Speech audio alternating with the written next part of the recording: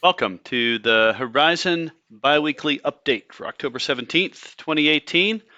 This is Rolf Versluis, sometimes known as Block Ops, hosting and running the streaming system here. I'm going to introduce Rob Viglione, and Rob's going to carry on us through for the next part of the presentation. Rob, all yours. Cool. Thank you, Ralph. And thank you, everyone, for joining us today for yet another bi-weekly update for the Horizen project.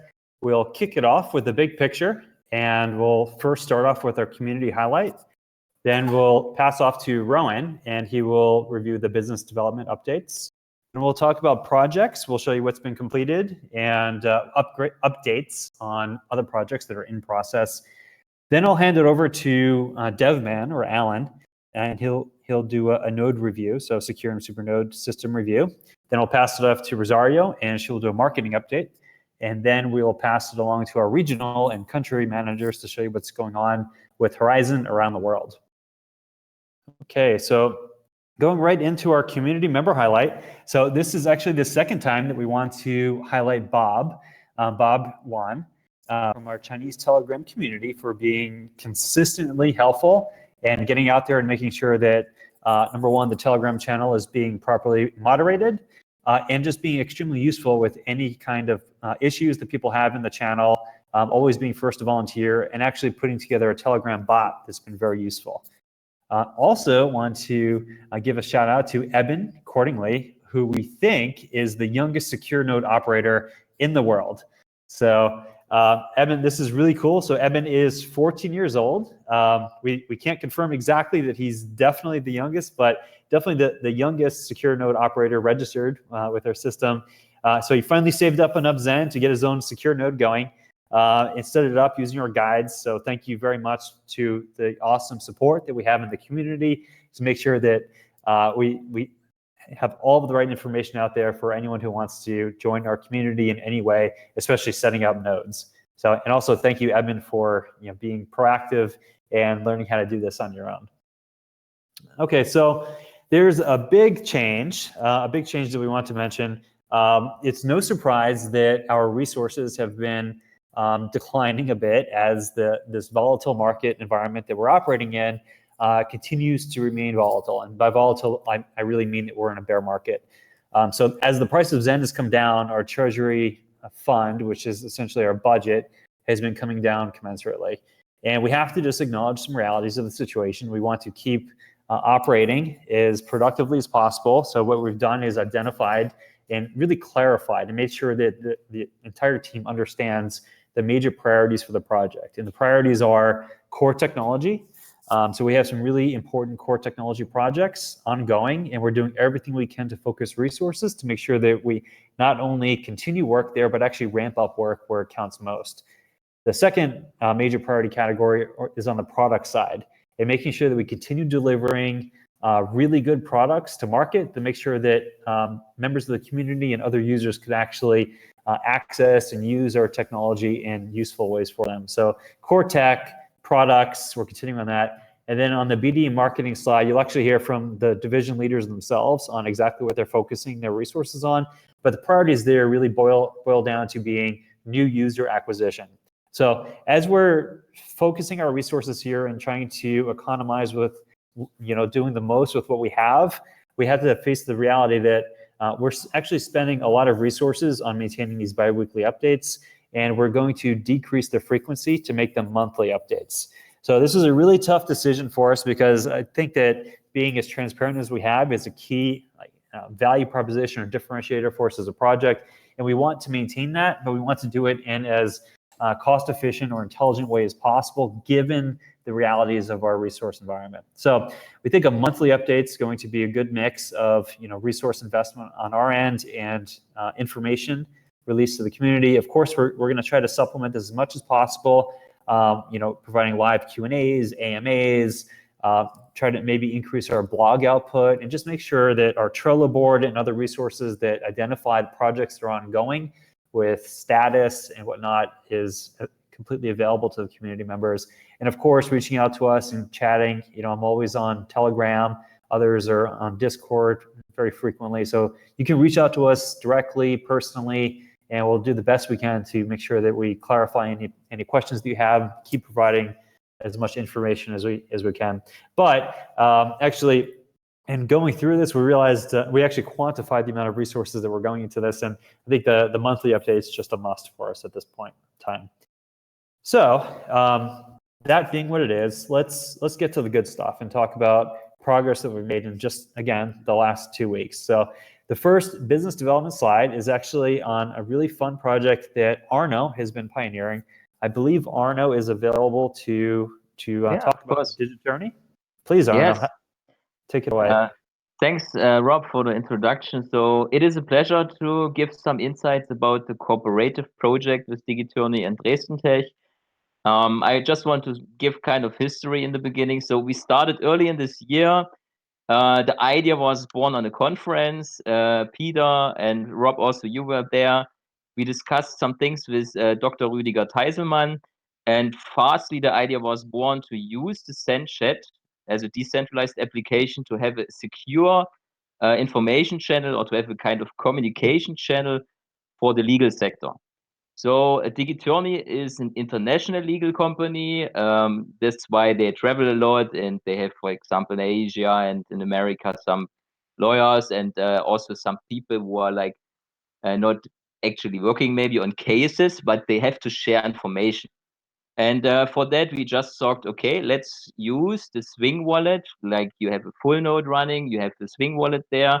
And then we try to separate a communication channel which is reachable over a normal website. So we have the demo running. You also can find it in our GitHub. It's called there Send Space, where there you see the fundamental work or the fundamental code which is used.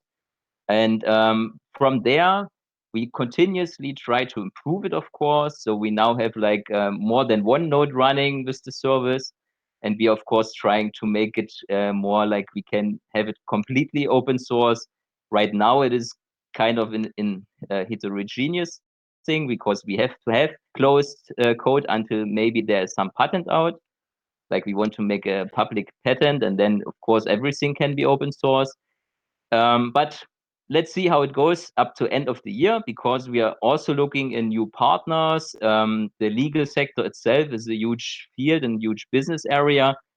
So we are open for discussions, open for ideas. And of course, we want to bring also in the legal sector, like the first hands-on to legal companies, of course. So blockchain generally, and especially our privacy chain, Horizen, is very well suitable for applications for the legal sector. And this is what we are doing with Digiturny together.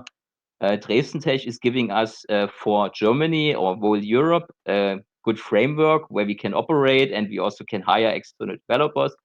So I think this is a very nice cooperative project, and I'm very pleased to give some insights for you guys. If the community has some questions, just let me know. And I think that's all from my side right now. Cool. Thank you so much, Arno. This is actually, it's really cool to see actual products that have real use cases being built on the Horizen system. So thank you to your team for doing this, and really excited to see the progress. And I'll actually just hand it off to Rowan here to go through the business development updates. Perfect. Thank you very much. So I believe this time round, we're going to do a little bit of a double team on the business development updates. So the first update here has been kind of curated by our very own David. So if David is on just now, I believe he wants to have a little talk through it.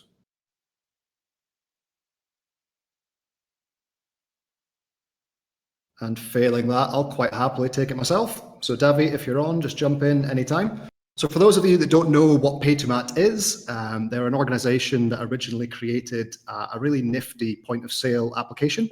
And shortly afterwards, they realized that they really needed to make a user-friendly wallet to work hand in hand. So the point of sale system obviously works merchant side, and then the wallet works user side. So quite happy to announce that Zen is now being integrated onto the Paytomat mobile wallet. So that's available on both iOS and Android. To celebrate that, they're asking people to get creative and win some Zen.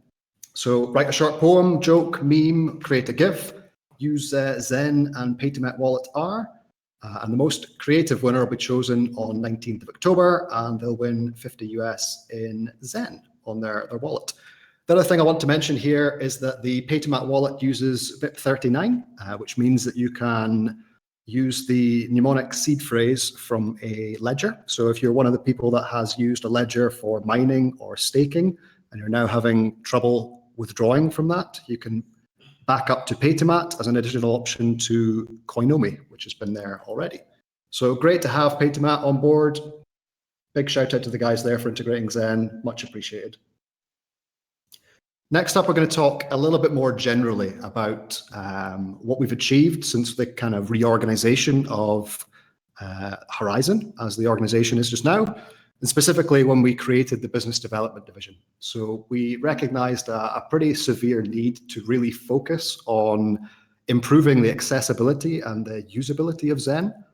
Back in the very start of 2018, that's when the BD division was first created. And the real task that we were given is to try and really improve availability. At the time, we were only on a very small handful of exchanges. There was no real third-party wallet support beyond Coinomi, and there certainly wasn't any point-of-sale applications. So at the moment, we're now on 28 exchanges. We have, as of today, 4 third-party wallets, and we're on 2 different point-of-sale systems, so the Paytomat system and the AnyPay system.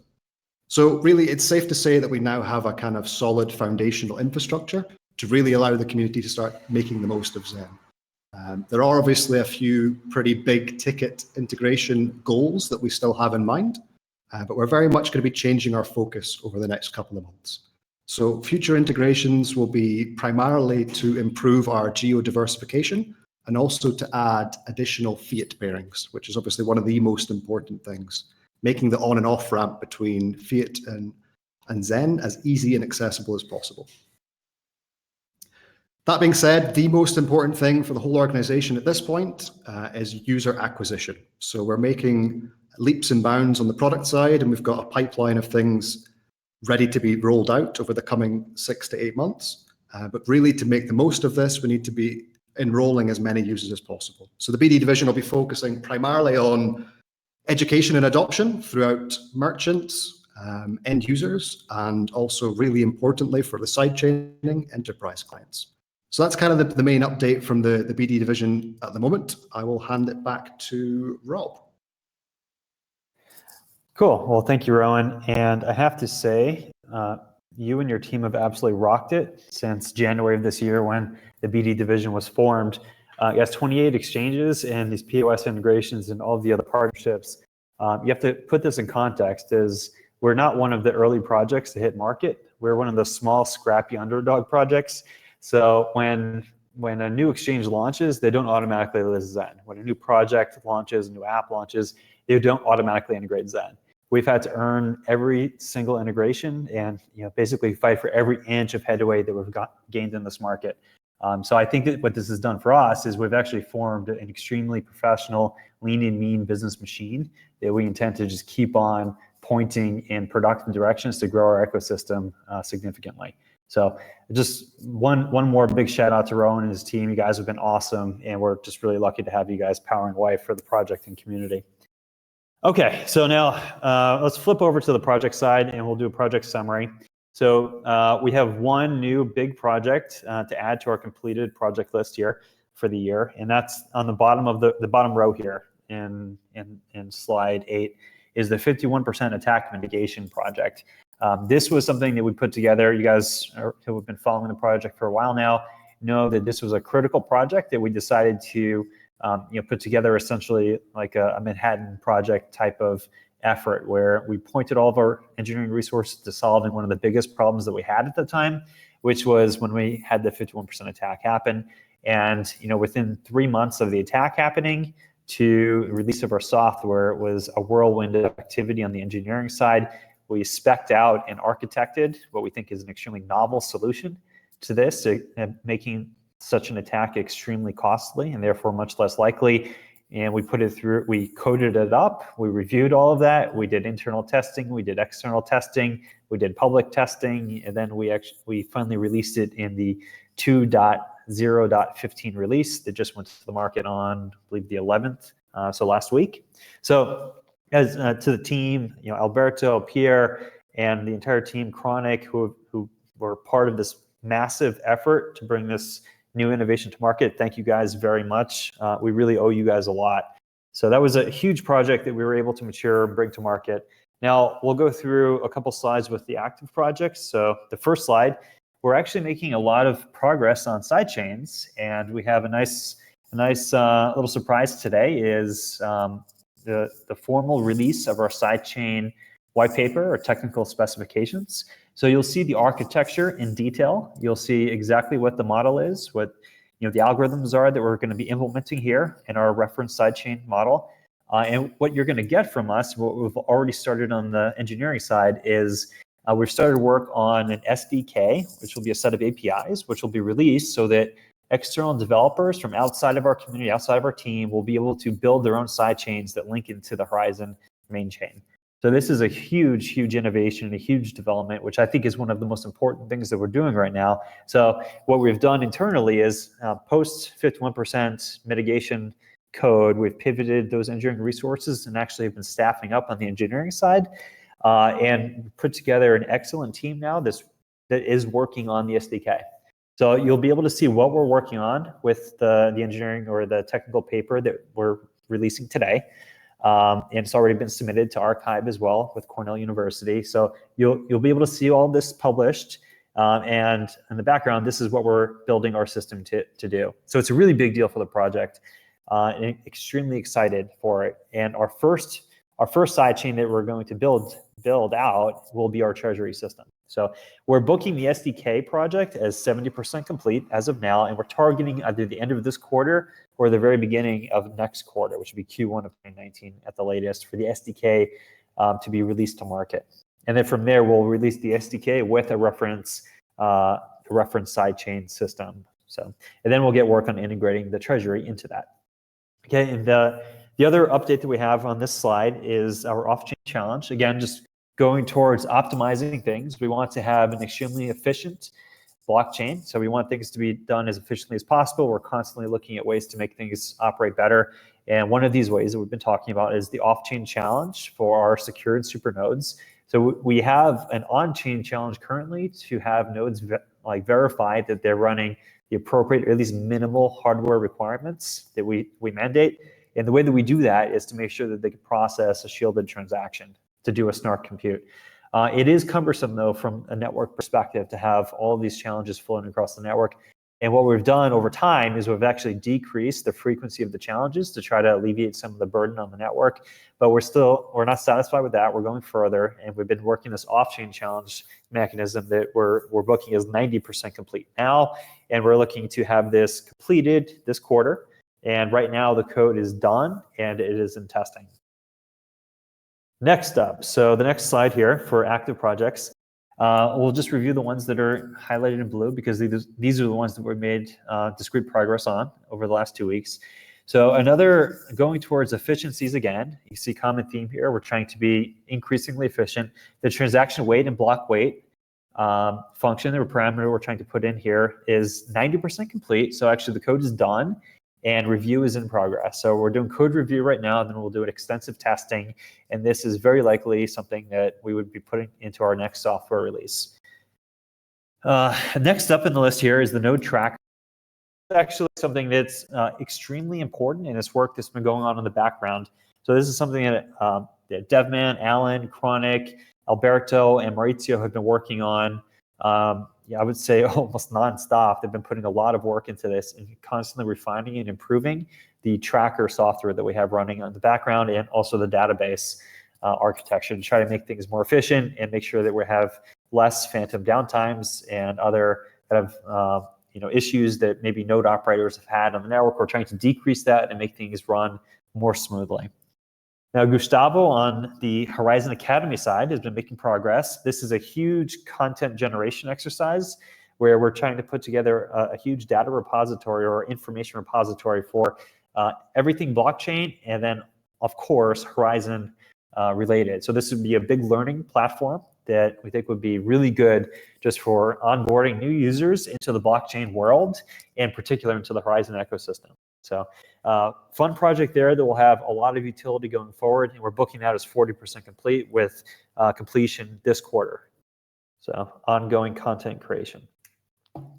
Okay, so let's move on to the next slide, which is our the Horizen's Bitcoin consensus enhancement, or really a penalty adjustment to the Nakamoto consensus here, which is the 51% mitigation code that we brought to market with the most recent release of our software. And there's three really big things here. We've talked about this extensively about what we've done in terms of the algorithm that we've input into our software to essentially have a penalty for delayed block reporting.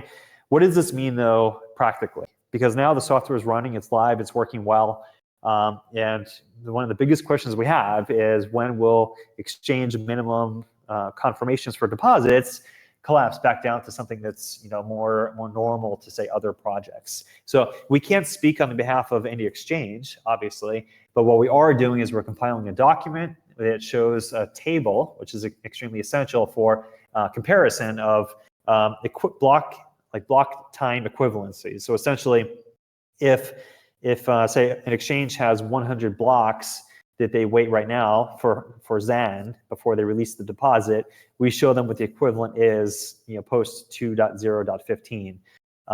And the equivalence here comes down to it becomes much more difficult for an attacker to hijack the network in a naive longest chain rule manner. So right now they're going to be assessed a penalty for delayed blocks that are reported to the network, and there's a time period for which they need to reduce that penalty.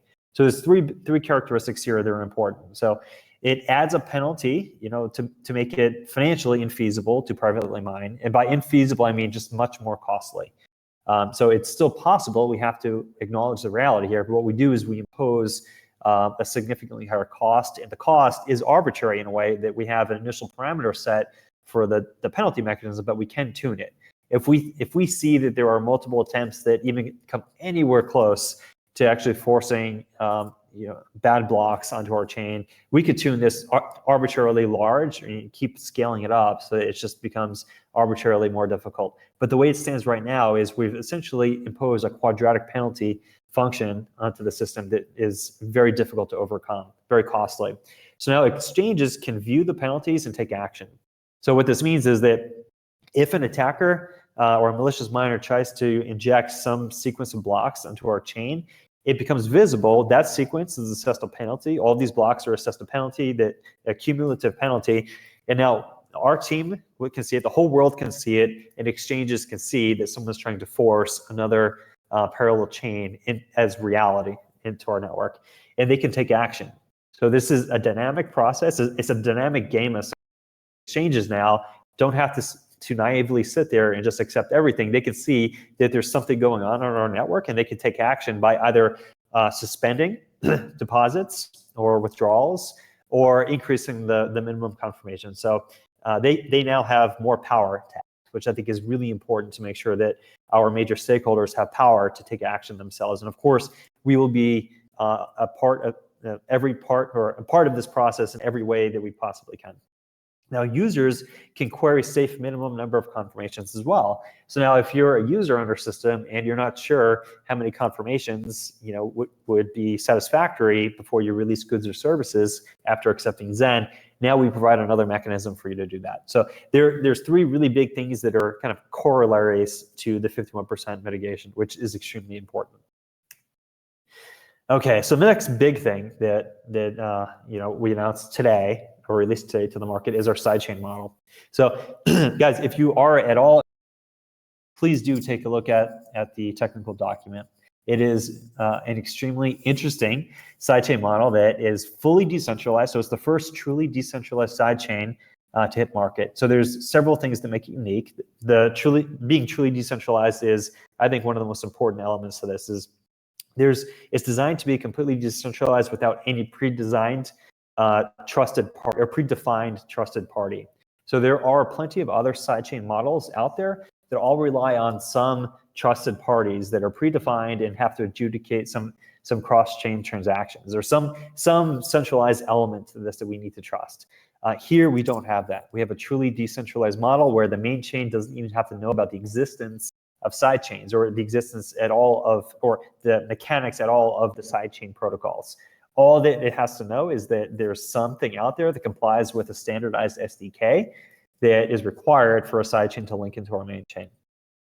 It's scalable because here we're decoupling the sidechains and the consensus and all of the activity transactions that go across sidechains, decoupling it from the main chain. So there are no modifications to the core client required for adding additional functionality, other than the functionality that's required to include the SDK into the main chain.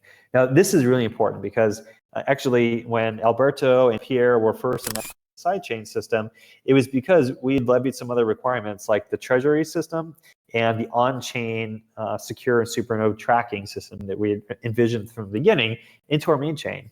And what they quickly realized was we're going to probably have 100 other things that we want to build on here, maybe 1,000 other things over the next 50 years. Are we going to try to modify the core or main chain core software every time we want to add something?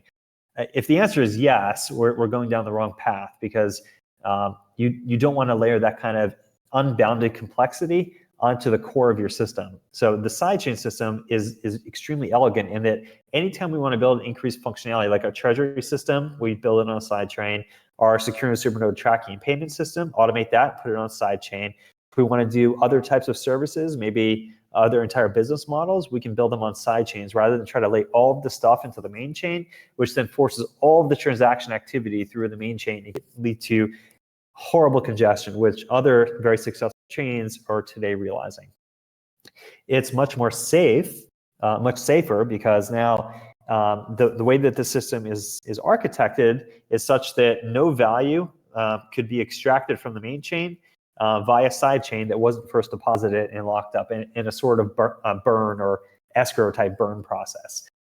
So you can't extract more value, from the sidechain back to the main chain through the backward transfer protocol than you've actually put in there in value to start the chain. So there's really nice property here that if you screw something up with maybe an experimental consensus on a sidechain, no matter what, it's not going to impact the main chain. The main chain essentially has no knowledge of what you're doing on the sidechain. This is extremely important from a security perspective.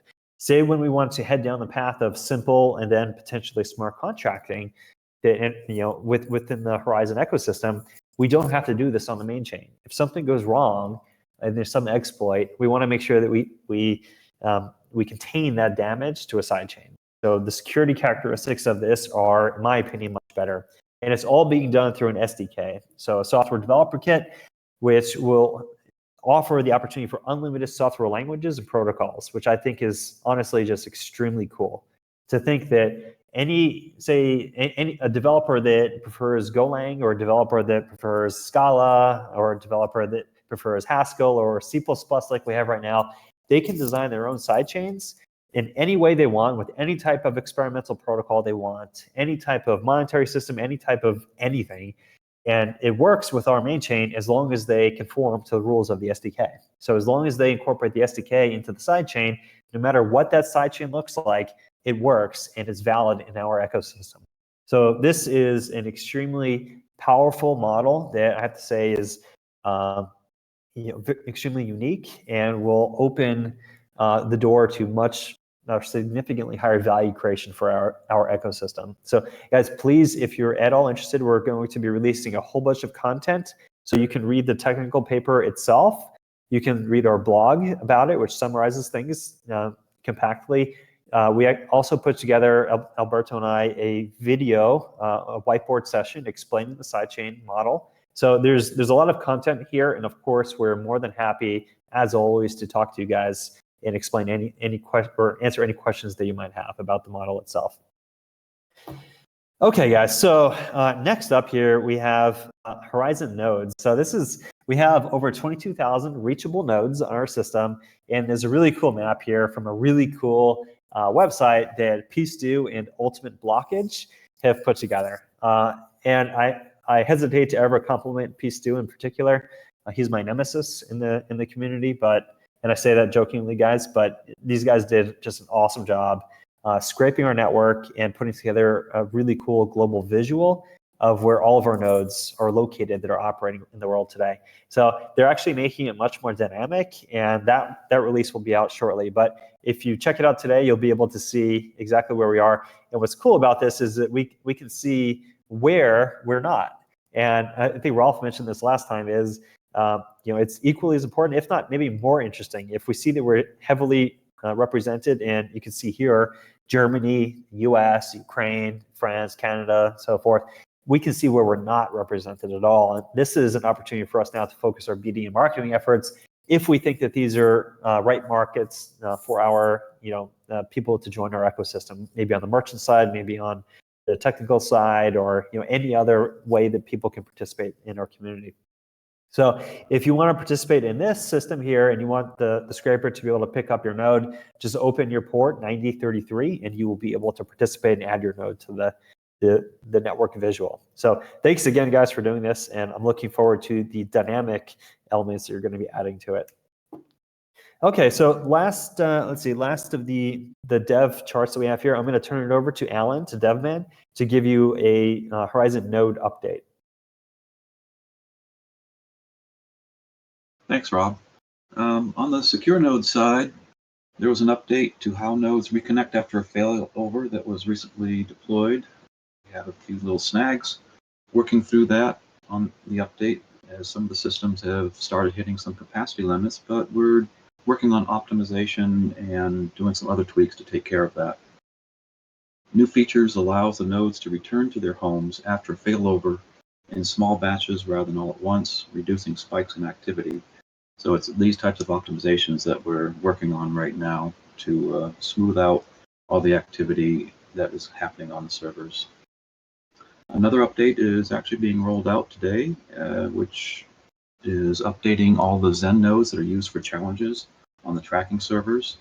And we're most of the way through that. We've still got a few the EU servers to update.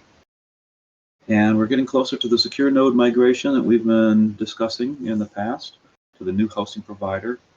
We're targeting early November for some of the final testing, and hopefully, if everything goes well, we should be able to do that maybe mid-November and finally get off of the current provider and onto a new system that has a lot better interconnectivity between all of the regions and the servers. On the supernode side, no recent updates, but the updates that have been deployed to the secure node servers will be updated in the coming weeks. For both systems, the Node Tracker 0.4.0 is still being developed.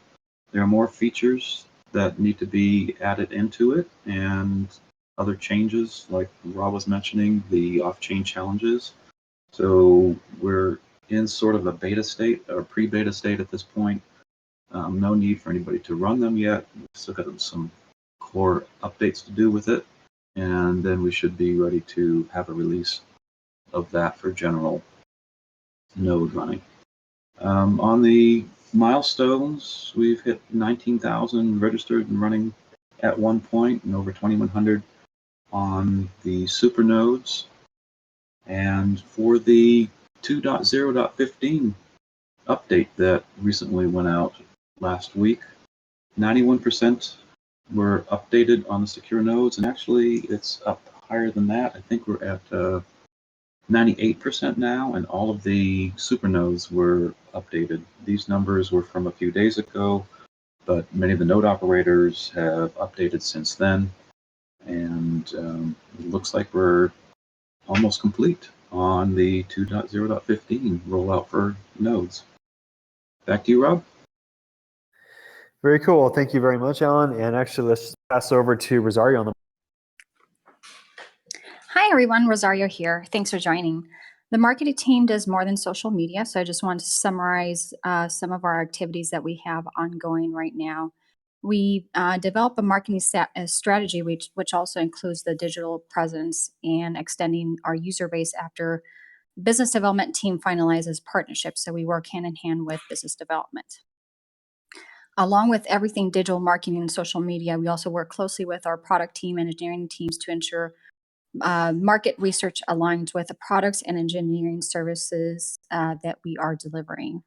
So after a successful third quarter that we just recently passed, we're tweaking our strategy and optimizing our current activities, including evaluating sponsorships and creating metrics to ensure that we have measurable impacts on those sponsorships and that the community's investment is optimal for each of these sponsorships. With that being said, we are evaluating sponsorships and will discontinue some and extend others. We're also optimizing our website based on the feedback of the past 2 months after we launched our new brand. And in the next few weeks, we'll be launching an Instagram account as well. So be on the lookout for that. And we're currently just tweaking our strategy for an Instagram account. Oh, and I'm really proud that our recent news has been picked up by media outlets like Forbes, Fortune, and CoinDesk. It's been really amazing to see this over the last year. Our Waxman PR partners have been handling these relationships with media and crafting press releases that are interesting and presenting them in a way that is interested to the journalist. And of course, our accomplishments have a strong weight. So it's great to every time that our engineering team and product team and the rest of our team delivers something that we presented in a way that is attractive to media outlets. So this is work in progress, and it's taken us a year to achieve these results. But taking that into context, it's a very short period of time. So we'll continue working on expanding that. Also, in the past weeks, we worked on 2 engineering video sessions. We released one last week for the Bitcoin consensus enhancement. And later on this week, we'll release another one. It's going to be a whiteboard session with Rob and Alberto explaining the sidechain model. So the sidechain paper is about 20 pages of mathematical concepts. So hopefully this video will help digest that, and we'll have a blog post and additional information to pare that down and make it a bit more simple. Next slide, please. This is another friendly reminder that we're doing a joint sponsorship with Tour de Crypto to raise awareness and funds for the Houston Area Women's Center. 100% of the donations are provided to the Hawk, and this is a great opportunity to put your crypto into good news, and you could donate in Zen today. Next slide, please. For those that want to join an awesome team, we have an open position for a copywriter and social media expert. You can find the job posting on angel.co or LinkedIn. And we're looking for, the type of person we're looking is obviously enthusiastic and amazing and can fit into our Horizen and Zen culture. But we're looking for a copywriter first who loves Horizen and also happens to be a social media expert, and that others perceive them as being a top performer. So if you're interested in being part of something big and amazing, please join our team and submit your applications today. Next slide, please. So I was going to say that I'm going to steal Rolf's thunder here. He says that Horizen is not only a blockchain, but also a wardrobe. But we have, you can use your Zen as well today on our official store. And this is a call for action for all the Zen and Horizen lovers out there. Post on social media using hashtag Horizen Style, and follow us and retweet and let us see how our designs show up. So this is a call for action. We cannot continue growing our project and community without our community support. Shout out to our designer, Linda. So we have another product that is out and it's an original design from our very own Linda. So don't miss out. Help us grow our community. And next slide, please. So on to events. Rob will be in Los Angeles at CanMed while Rolf is in Austin at the Texas Bitcoin Conference. November is also busy with speaking engagements in London and Oslo, and our region teams will go over additional events in those areas. So if you're in the area, stop by and say hello.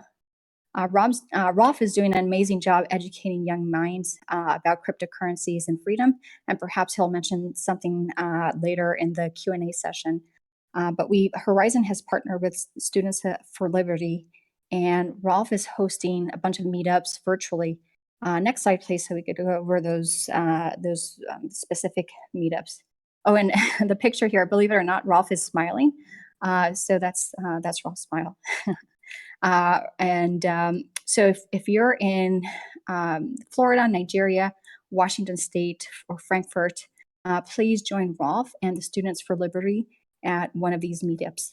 Many of these meetups will have free swag, so stop by and get your Horizen t-shirt, mug, or something else. Rolf's been working hard with these organizations to promote the ideas of freedom and cryptocurrencies, and they go hand in hand. So we're really proud to be part of this. And that is it for marketing. Thank you, and off to region updates. I just want to say I really like that forced smile. I think that was excellent. All right. Well, am I Sorry, up? I guess had to unmute to jump back in there and respond to that. It must have been one of those days that. All right. But I do smile. I posted in Telegram just now Hey, somebody with my wardrobe. Needs to be muted. You guys are laughing. Anyway, well, good to be back. Sorry, guys, I've been gone for some duties in the last meeting, but I'm back with an update on Russian and Eastern European market. Starting with events, there was a blockchain and crypto meetup in old capital of Georgia called Scheta. There was a bunch of blockchain and crypto enthusiasts who gathered there and talked about crypto, and there was a lot of networking, meeting each other, etc. Vano discussed our 51% attack prevention model that attracted a lot of interest amongst everyone. They basically agreed to be meeting up regularly, and Horizen representative will certainly be part of it. The other thing we did is that we revamped and refreshed our social media on the Russian CIS side. That included at Horizen RU and at Horizen GE Facebook pages. Both Vano and Alex have been explaining the 51% attack prevention and our sidechain model to basically anyone they know around in their territories, and everybody truly seems to be very engaged and somewhat surprised how simple and effective these two techniques are. And last but not the least, I know Rowan kind of discussed it briefly above. I wasn't quite online yet, but we have had a great partnership with Paytomat, and Horizen is already part of it. They are on iOS as well as Android market, and you can download their wallets and basically pay with Zen at a bunch of the locations that they have, literally worldwide, like in all different continents, starting from Europe to South America to North America, etc. And they're constantly expanding. And one little word I wanted to put in, I actually had a pleasure of meeting these guys when I was in Kiev, and they have like a large office and 50 people sitting there, some of them coding, others are marketing, operations. So they have a fully fledged organization who actually get this stuff done. And we certainly like to work with people who have a awesome product and who have, who are actually doing the work. And I think that's about it on my end. Next one will be Luis.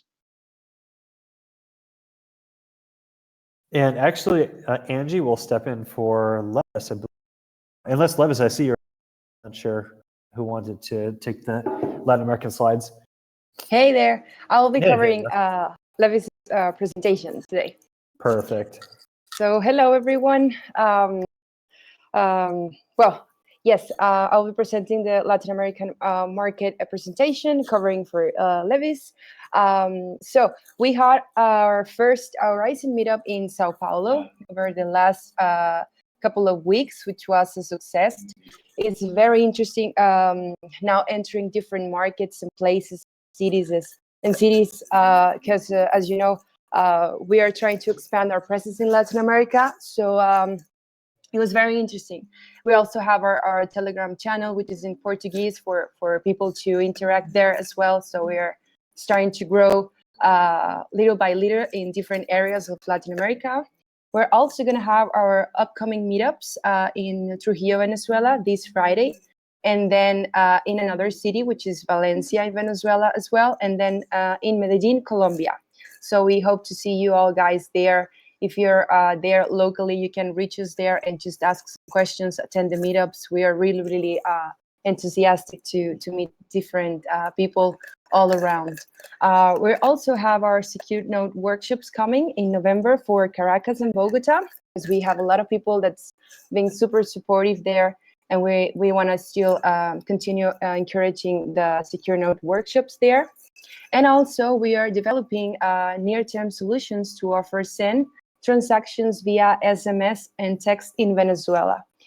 Levis was able to talk with different people and different guys that have these very cool projects. So we hope to start working on these kind of solutions because we know they're super valuable. So yeah, we're super excited to start working on these types and kinds of collaborations in Venezuela. And then we have our our business development updates from Mexico. We have our first Mexican exchange integration, which is amazing because first one in integration in Mexico. I have to say thanks for all the support we've been having from the team, from the Latin American team. So we are now exchanging with a Mexican exchange, which is called Altium MX, and they have more than 10 cryptocurrencies to trade with. They're quite new, but very promising. So we're super excited to offer MXN fiat pairs, and hopefully very soon other Latin American fiat currencies to offer to the in the exchange, and also to have these fiat currencies listed with SEN. So yeah, we're super happy to have that integration, and this Friday, October 19th, it's now when people can start trading SEN in the exchange. We're also going to have presence in the CanMed conference in Los Angeles coming next week. We're going to support there our team. We're going to meet there with Rob and with Levis from October the 22nd to the 24th. And we're super excited to be there and to support the Latin American community as well. And please join us to our Telegram group, Horizen Latin America, if you have any questions. And yes, we are still working with other strategic meetings and collaborations. So we're really, really happy and excited to see how the Latin America community has been growing and all the efforts that has been made by the whole team. So we're super excited, and we hope to see you all guys soon. Thanks. Thank you, Angie. And Arno, let's go right back to you here. Update. And I have to say, I really like the two-dimensional elliptic curve that you have in the Thank you. The picture was actually taken from the French Bitcoin meetup group, which, by the way, the first time Manon spoke about Horizen was also the first time that the Bitcoin French people heard of our project. So big thanks to Manon for speaking and presenting Horizen in Strasbourg. And we have some more meetups coming. I just want to shortly mention one, which is this month on 25th October. It will be in Mittweida, where I will sit with the European Central Bank guy and the guy from Dash. And I have to prepare some questions. And what I noticed is that Draghi, actually, the head of the European Central Bank, is very Bitcoin and blockchain friendly. He's saying no regulation. I have to watch all the interviews. So be excited. I will give an update soon about how the panel discussion was. And yeah, this is the main event. Then I also want to mention that in Prague, new ideas and new projects are in my mind. So I hope to get more cooperative projects going to give you more insights and updates about how we can get more crypto anarchy or more privacy, to say so, to our life. And that's all from my side, short and lean. Awesome. Thank you very much, Arno, and great to hear, man. And fantastic. So Sebastian can't be with us today. He's currently fast asleep. It's 3 a.m. over in Japan. So konnichiwa to the Japanese community whenever they wake up and start listening to this. The main news from our Japanese team is they'll be attending Blockchain Jam in Tokyo on October the 21st. So Sebastian will be there, and a previous member of our team, Taiga, will also be supporting.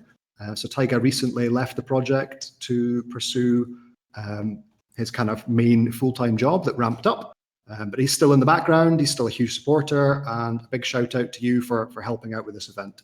So the event itself is focusing on blockchain technology, providing a platform to various different blockchain projects to explain what they're all about. We're going to participate as a sponsor. There's going to be a booth, and if you're going to be in the area, please drop by, say hello to Sebastian and Taiga. That's everything from the Japanese market. I will pass the baton over to Luca. Ciao Horizen, this is Luca from Italy. Thank you for following us as always. So today I want to give you an update about the Horizen Valley. It has been a while since I gave you the last update on that, so let's see how it has been evolving in the last weeks. As you can see from the map, the Zen Valley is becoming bigger and bigger. 24 different services now are available in the region. First of all, you may need to have a lot of Zen for this, but it is possible to buy a house thanks to our partnership with Vista Casa. Then, of course, if you want to stay just a few days in the region, there are also 2 bed and breakfasts where you can spend the night. This will be probably interest Rolf, speaking about wardrobes. So it is possible to order and buy custom furnitures, thanks to a professional guy with 15 years of expertise who decided to offer that service to everybody who's willing to pay in Zen. The same person is also a Lego artist, and his artistic creations can be purchased in Zen as well. There are other artists in the region, 2 different painters in the Zen Valley who are happy to accept Zen for their creations, together with a website creator, a designer, the one who's designing the Telegram stickers, and a creator of miniatures for RPG games. If you play Magic the Gathering, then you can spend your Zen as well, since there is a collector selling them for Zen. And what else? Well, you maybe want to go shopping. You can buy handmade clothes with Horizen from another great talent, a 60 years old woman. For now, only person, but the online shop will be available soon. Then we include, the Zen Valley basically geographically includes the biggest outlet in Europe. It's called Serra Valley Designer Outlet, and you can go there with a personal shopper who will help you with your choices. If you don't have a car, no problem. A driver can get you there. Your car is broken, there is also a mechanic who's willing to accept Zen in exchange. So there are some very niche services already covered, and I find this really amazing. For example, if you need wood, there is even a woodcutter available in the region, payable in Zen. If you want some relax, why not enjoying a massage from a professional holistic masseur, bottle of wine from a local small wine producer, and stuff like that. I'll be over the last items very fast, not to spend too much of everybody's time, but there are also a band and a bartender for your private parties, a nutritionist in case you need advices of that kind, journalist from the Cryptonomist, the famous Swiss website, is living in the Zen Valley as well, a financial advisor, a node builder, helping everybody in the region, and even a babysitter plus a private teacher for your kids. So most of these are professionals and freelancers, but the interest among companies is growing as well. And I find it more effective now going to merchants, as I can explain them. There is already a user base who's willing to spend their own Zen. And in order to speed up the process, I'll arrange also a website page that lists all the available services so that it will be easier to find them and understand where exactly to go for a specific service, as well as a promotional video, which hopefully will boost the adoption. That's it for now. Arrivederci from the Horizen Valley. You know, Luca, I could definitely use some financial advice, maybe some kind paid for. So thank you for that. That's wonderful ecosystem creation, Luca. That's amazing. That's love to see that Thanks. everywhere in the world for sure. Absolutely. No, that's awesome. And I love that I'm in Milan right now, so I will be able to partake in Zen Valley. And Rolf, do you wanna switch over to Q&A now? And I'll make sure to leave the really hard questions for you. So maybe I'll start with the easy one. What's the timeline for the Sidechain SDK? So maybe this isn't the easiest question, but we're pushing hard for the end of this quarter, actually. So by end of year, we're hoping to have the Sidechain SDK done. So that's the very aggressive timeline.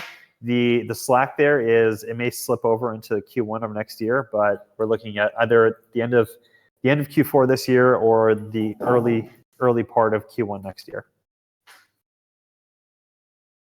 And what else do we have? Not a lot of questions. I think we've been doing such a great job keeping everybody up to date on everything that we're doing that there's not necessarily a lot of questions.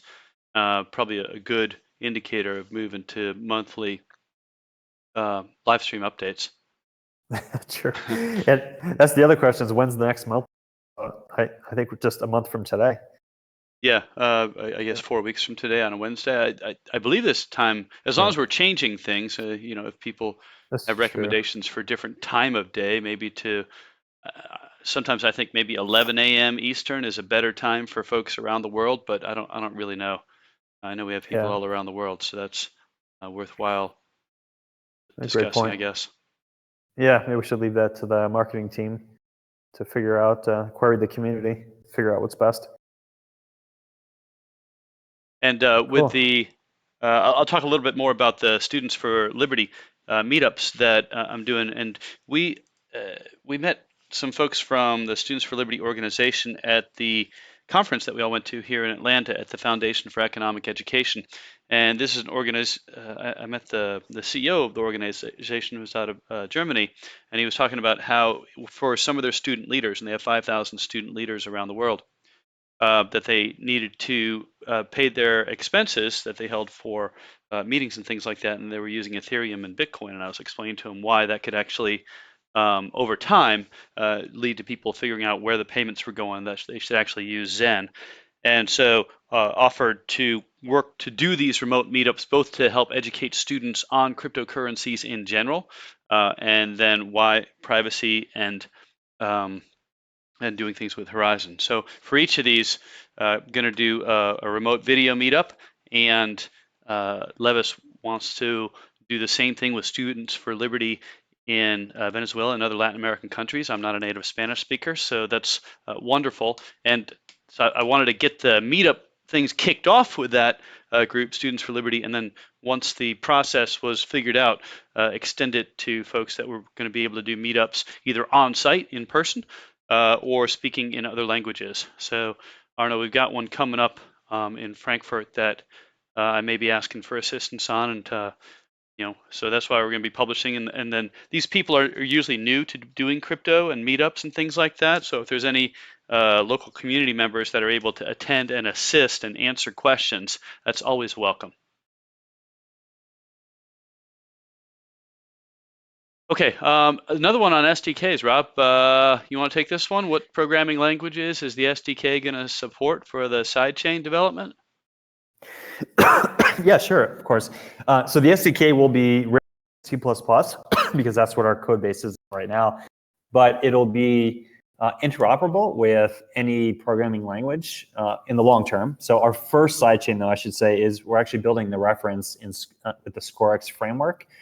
So Scala will be the first one. And then from there, we're going to generalize that and open it up to other languages. Okay.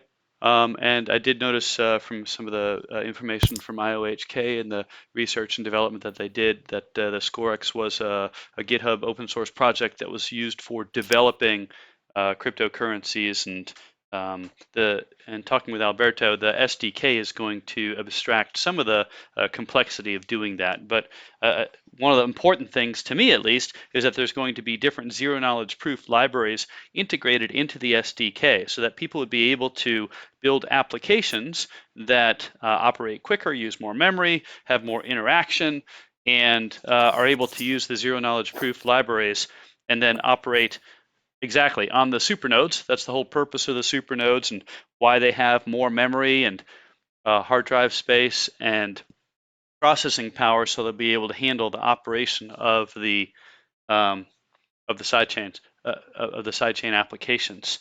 And Rob, I guess I have a question about this. We had talked somewhat in the past about possibly for people that wanted to run third-party sidechain applications, not the ones that we use internally for operating Horizen, the voting mechanism and the decentralized tracking and payment of the secure and supernodes. But for third-party applications, are they going to be paying to use the sidechain or running those sidechain applications on the supernodes? And is some of that payment going to be able to transfer through to the supernode operators? Yes.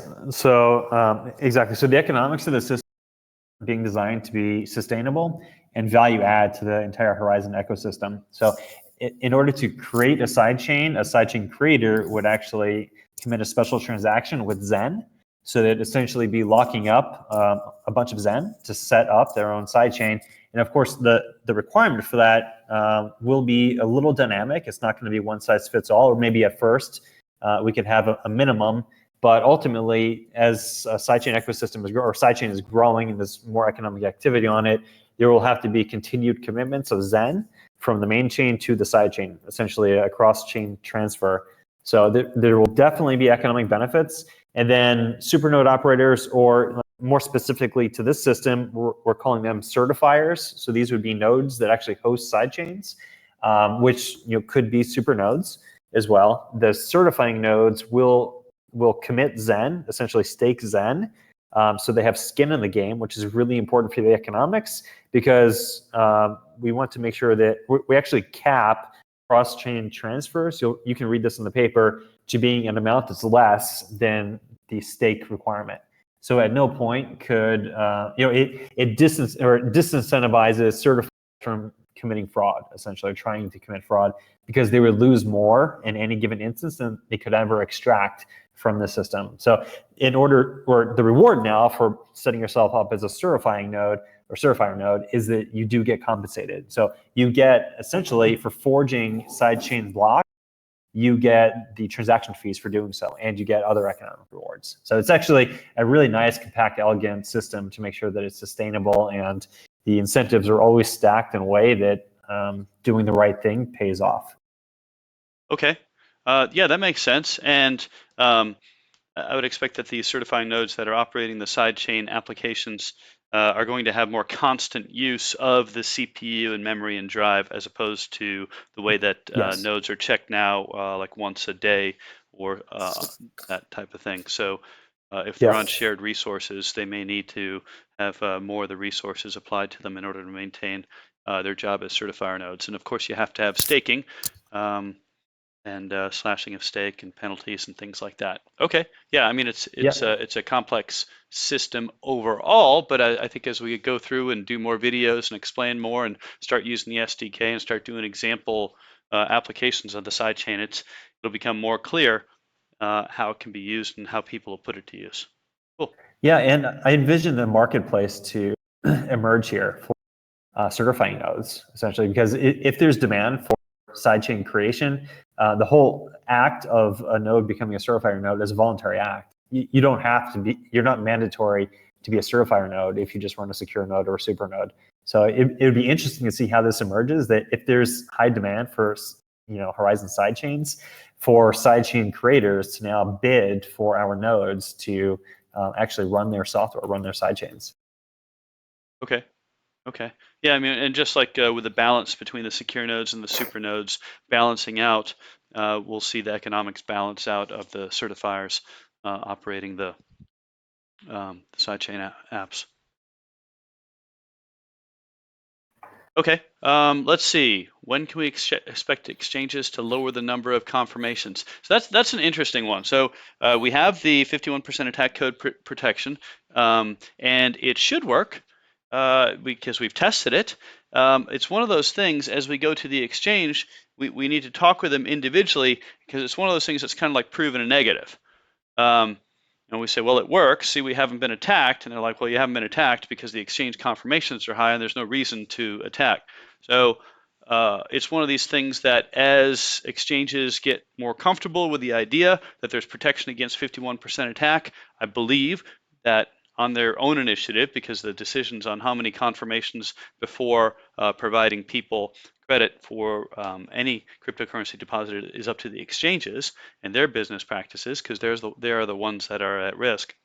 Over time, you'll see different exchanges lower their confirmation numbers, and then ones that want to attract more business from people that regularly deposit Zen and sell it, like miners or things like that, will lower their transactions. I think over time they'll come down. What we're also hoping is that other projects that are at risk to 51% attacks will adopt the 51% attack code that we have, and that we'll see less overall 51% attacks in the cryptocurrency ecosystem, which would be a quicker way of proving that there's resistance. Well, it would be another way of proving that the code works and that there's resistance to 51% attacks. So Horizen as a project doesn't have any control of what the exchanges do for their security policies, but we're doing what we can do to educate, show them why it's safer to lower those confirmation times and continue to do that. Cool. And how are servers selected? So actually, the way that the process is that nodes that qualify can elect to put themselves into a pool of qualified certifier nodes. And to do so, they're going to have to stake some Zen. And then when it comes to forging blocks, there's going to be a set of certifier nodes that are randomly selected, or a subset from the broader set of certifier nodes will be randomly selected to sign blocks that are forged from the sidechains. So that's how it's going to be. It's going to be completely opt-in, completely egalitarian and fair. There will be a provably fair randomization mechanism included as well. Actually, one that's derived from Ouroboros, and then actually we have a novel combination with our own system, our own proof of work mechanism that we combine with that to have a really cool randomization technique. But the important thing from the node operator perspective is that there are no entry barriers other than meeting the minimum requirements and then staking Zen. And then from there, it's a randomized process. And then you'll be eligible and you'll be randomly selected to forge blocks and collect the fees and get paid to do value add functions to the network. And then some of the comments just making me think of one of the kind of attitudes and policies that we have. We have a long-term perspective on this, that we know that if our team and the community and everybody else works together and does the things that have a longer-term time frame for accomplishment, that over time the marketplace will reflect the value of the project. There's certainly things that happen in the short term that cause exchange values to go up and down, but it's the longer term vision that we have of trying to accomplish things 3, 6, 9, 12 months out, 2, 3, 4, 5 years out as well. And some of the things that we're doing, folks will only see really the benefit of that and how the things that we're doing now will benefit everybody in a longer term perspective. So it's hard to say, based upon our experience and our knowledge and our expertise in different areas, that we believe this is the right thing to do. So just trust us that in 3 to 5 years you're going to see benefits from it. But there's a lot of experience and capability in the team on development side, on marketing, on business, on strategy and tactics. And so we take all that skill and experience and put it to use for the project. So I did just want everybody to know that. Totally agree, Rolf. That's an awesome point. So Vano, great job on firing up, relaying the questions here. We've got a bunch of them, so let's see. Luca's actually mentioned he's going to put together a webpage for Zen Valley. I'm not sure if it's going to be part of our webpage or a separate one, but there'll be something for sure that shows you. And I know Gustavo's been working on a merchant directory as well. So for sure, the Zen Valley merchants will be reflected in there. And the whole privacy by default. So we've intentionally maintained the Zcash, policy of having both transparent and shielded addresses. I mean, me personally, I think that privacy is at the core of what we want to do, but at the same time, recognize that there are a lot of economic functions that require transparency. So I personally am happy with the basically bifurcated system we have with transparency and privacy.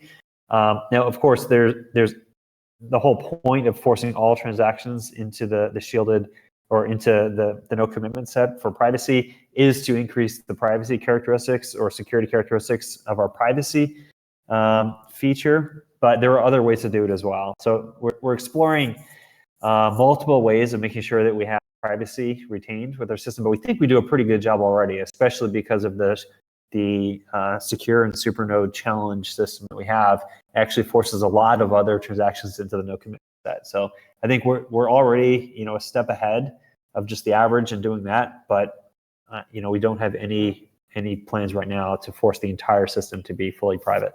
Yeah, even if we wanted to have the choice for functionality, for people to be able to do privacy by default, there's things that we would need like display or view only keys, the ability to selectively unshield transactions. Certainly we'd want to have the exchange support and all the other folks that use Zen right now. So that's a process, but we're definitely going to be going through and working to enable shielded capability within everything that uses Zen. And once we have full functionality on private anonymous transactions, then we can look at saying that we're probably going to have our voting system in place by then. So that would be a community decision on should we go to privacy by default. Yeah, and Rolf, you actually mentioned a great point. A lot of exchanges, I'd say most will not list Zen if it's fully private. Most likely, like a lot of them right now, they at least choose. I mean, for technical reasons, but we're also going through legal processes where privacy coins are actually being actively targeted. So that's one thing for the community to consider. But ultimately, like you said, it's going to be going to community vote in the not so distant future. I also figure if they list Monero, which is private by default, then they should be listing other private by default right? coins. Yeah. What else do we have here? What areas need most community dev help? Good question on community dev help, and because it's unless folks know how they can contribute and if that contribution is going to be valued, they might not want to start contributing in the first place. I don't. You're close to Alberto these days, Rob. Maybe you and Alberto can talk about possibly making a list or a process or something that would encourage people to contribute in useful ways. Yeah, I mean, this is definitely something we struggle with because we want as much open source contribution as possible. I mean, our code base is currently open source, so I mean, probably one low-hanging fruit is looking at what's being implemented on Bitcoin and other projects like Zcash and thinking about, well, we could potentially port over changes from their repos. That's one bit of low-hanging fruit. The other is on thinking about apps that could run on our ecosystem. In terms of the core projects that we have ongoing right now, we don't necessarily have open job recs that we're looking to staff from a distributed team per se, but that's something that we probably should think about. And of course, any type of app or something that's kind of external but plugs into our system is completely fair game. And what we always want to do is encourage people to submit proposals to the community through our system to evaluate and see if we can actually fund these things as well. Now, of course, our funding is extremely limited these days, so major projects would be difficult for us to extend funds into since we're kind of contracting in a bunch of areas right now. But smaller projects that have incremental improvements or maybe small apps, I think would be really awesome to see. I mean, the legal app that Arno just presented to us is an excellent example of just taking the initiative and getting out there and building something that's useful with the technology. Yeah, I'll give you another example, like Kendrick last year when he developed the Zen Android wallet, the Zen chat Yeah. application, the JavaScript libraries and things like that. As we get the new version of ZK Snarks available, that'll allow for much more rapid computation. I mean, some of the things that we're going to be looking. So, community contributions to like the core Zen daemon application, that might be difficult. I don't know, but there's a lot of integrations and other types of things. One of the things that I always think of for business use. So two big cases are business use, because it's hard to run a business if all your customer payments and vendor payments and employee compensation is done in a cryptocurrency that has a public blockchain. That's a pure use case for privacy, just running small business. And then international remittances. So any type of application that makes it easier to integrate Zen into using existing applications. So like, I don't know if there's a batch way to export from wallets and then import into QuickBooks Pro, or to build some kind of international peer-to-peer remittance application that just makes it easier. One of the big things I always look at is, can we just make an app so that kids who don't have a bank account or credit card, someone made the comment on the YouTube that Eben creates and gets paid off secure nodes before he's legally allowed to have a bank account, which is great. But maybe we can make an app that is really simple to use for kids, that only has a certain amount of Zen in it, and they can go use to pay things. I mean, like my daughters, when they go to the coffee shop, they'll use cash because they don't have a debit card, they don't have credit cards. So if you just kind of expand a little bit the thoughts of, okay, how can we, like what Luke is doing in Zen Valley, I'm sure all the vendors that he's working with, they have to have a way to integrate the use of Zen into their existing businesses. And that's through point of sale systems, integration into accounting systems, payment systems, things like that, to really get the crossover to full utilization. Let's see. So Sapling upstream incorporation into our code. Yes, of course. This is actually one of the highest priorities for the next software build for us. So we're actually going to be formalizing much more so our quarterly deprecation cycle and all of the improvements through the next quarter's release. So in the next week or two, you should probably see a project plan for what we intend to put into the next upgrade cycle, and really hoping the sapling ends up in upgrade. Oh, you cut out the last part. You really hope sapling ends up what? Oh, yeah, in the next cycle. Oh, so yeah.